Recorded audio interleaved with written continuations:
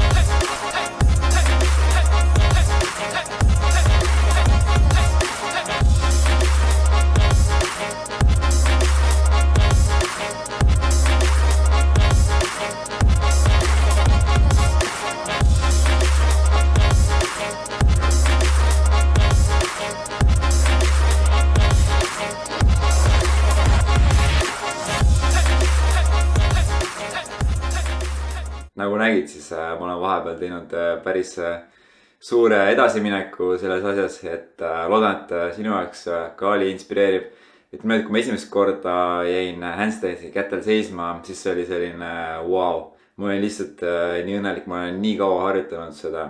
See ei ole tulnud lihtsalt, see ei ole siuke, et 30 sekki päevas ja tuleb või mis iganes, et mingi harjuta kuu või 2. Mul võttis reaalselt aega 1,5 aastat, aga ütleme, et väga teadlikult harjutasin viimased 6 kuud umbes selle jaoks, et see ei ole tulnud kiirelt. Selles on väga palju aega läinud. Aga ma loodan, et see inspireeris sind, et kui sa midagi väga-väga tahad, et siis kõik on võimalik, nagu sa juba tead, aga kinnitas. Ma olen ise väga õnnelik, et järgmine samm minu jaoks on siis, mis ma üritan teha, on käte pealt minna kätekõverduse, siis handstand, käteseisu pealt teha kätekõverdus, ehk siis handstand push-ups ja vaatab, kuidas sellega läheb, eks ju. Eks ma hakkan mingi videost juba selle kohta ka panema, et kuidas ma seda treenin ja kuidas see välja hakkab nägema. Ole kuuldel, aitäh, et vaatasid. Tšau ja näeme järgmist videot.